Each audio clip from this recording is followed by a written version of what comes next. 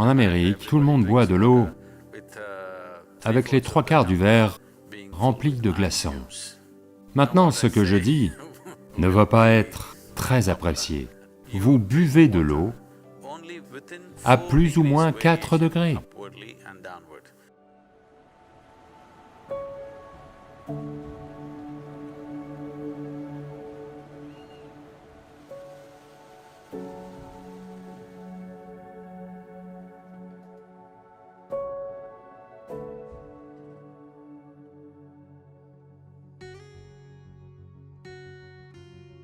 En Amérique, tout le monde boit de l'eau avec les 3/4 du verre rempli de glaçons.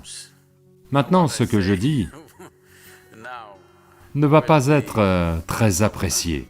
Dans la culture yogique, si vous êtes un yogi, si vous êtes sur le chemin de la transformation intérieure, vous voulez amener votre système à une autre dimension en termes de possibilités, alors vous buvez de l'eau avec une différence de seulement 4 degrés vers le haut et vers le bas. Autrement dit, votre température corporelle normale est d'environ 36 degrés. Donc ce que vous buvez peut être entre 32 et 40 degrés. C'est la meilleure façon de boire. Si vous êtes un étudiant, c'est-à-dire que vous voulez absorber des connaissances, vous ne cherchez pas à vous transformer, vous voulez juste vous imprégner de savoir. Alors ce que vous buvez doit être à plus ou moins 8 degrés. Donc ce que vous buvez doit être entre 28 et 44 degrés.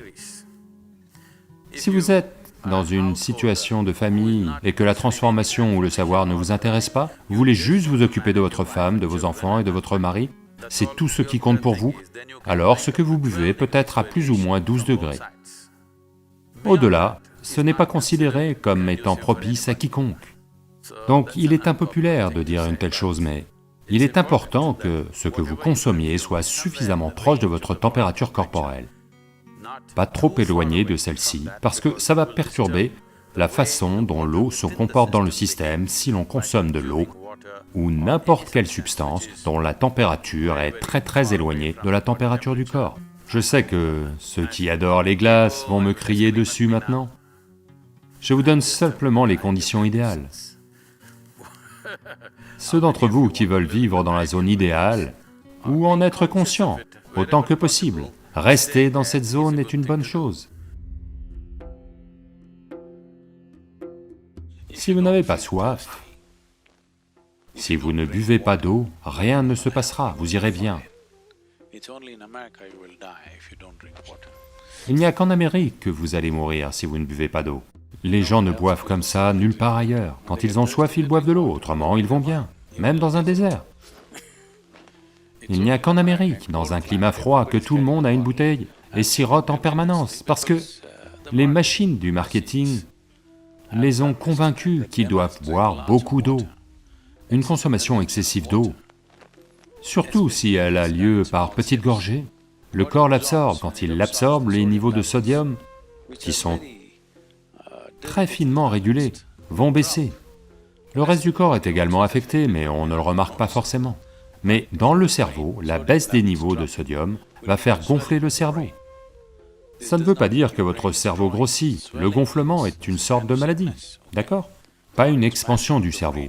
Il gonfle à cause d'un manque de sodium. Donc parce qu'il n'y a pas assez de sodium, plus d'eau entre dans le cerveau pour essayer de lui fournir le sodium nécessaire pour maintenir l'équilibre. Donc plus d'eau dans votre cerveau veut dire que vous pataugez. Des déséquilibres psychologiques vont se produire. Voyez, si vous buvez beaucoup d'eau, d'un coup, le corps va décider de la quantité à absorber et de la quantité à éliminer. Mais si vous sirotez toute la journée, le corps est comme trompé et a tendance à absorber plus d'eau qu'il ne le devrait. Mais disons que là maintenant vous buvez 2 litres d'eau. Toute l'eau n'entrera pas dans le système. Ce qui est nécessaire, il le prendra, le reste sera éliminé. Personne n'a besoin de boire de l'eau simplement parce que vous pensez que c'est une bonne chose. Quand vous avez soif, vous devez boire de l'eau.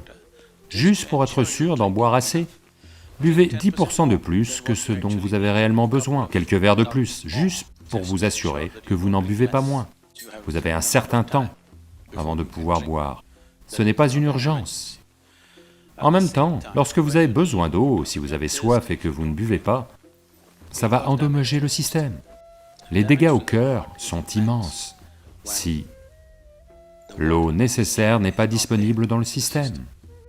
Mais quand je parle d'eau, il ne s'agit pas seulement de l'eau à boire. Vous devez manger des aliments à haute teneur en eau.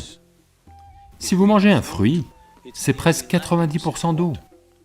Les légumes et autres contiennent plus de 70% d'eau. Lorsque vous consommez des aliments, leur teneur en eau devrait être au moins égale à la teneur en eau de votre propre corps. Donc tous les aliments que vous mangez devraient contenir au moins 70% d'eau. C'est la raison pour laquelle les légumes, les fruits doivent faire partie de votre régime alimentaire pour que ça soit là.